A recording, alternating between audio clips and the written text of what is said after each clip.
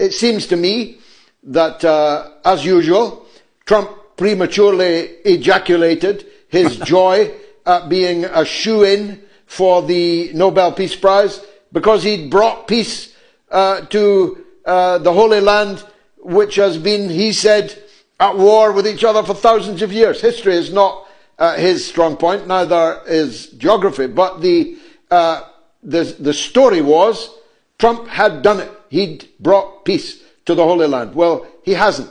The people are still drowning in their own blood, burning in their own tents. Netanyahu is still massacring people every hour, and no one is stopping them. Well, you followed this for a long time, George, and so have I, going all the way back to Camp David. Everything is always laid out in phases, usually actually with timetables, like 5 years. Now, Israel never abides by those timetables. But this plan is just risible, laughable. It's so ridiculous and just violates one kind of international law after another. There are no timetables. Everything's amorphous. Of course, Israel, there may be a pause.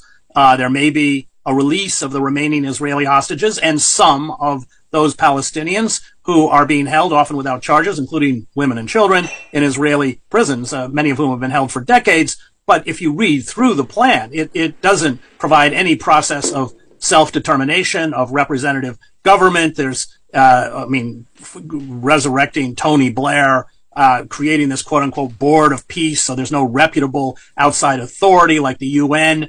It's the replacement of Israeli occupation with an international stabilization force. I'm quoting from the document. It allows Israel to maintain a security perimeter inside Gaza's borders. It demilitarizes Hamas. Well, it not only demilitarizes Hamas, it calls for Hamas to essentially abolish itself.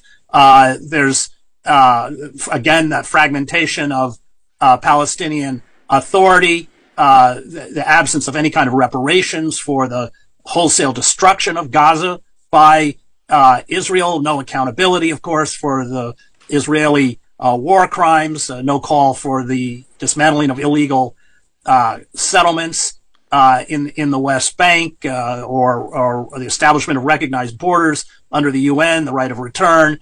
So it's an incredibly porous, empty, hastily written document, but it's really designed, and the funny part is, of course, Netanyahu immediately made amendments to it after it was put out by the Trump White House. But we've seen this pattern, whether it's Camp David, whether it's Oslo, whether it's all the ceasefire agreements in Gaza. Israel gets what it wants initially and then ignores the agreement.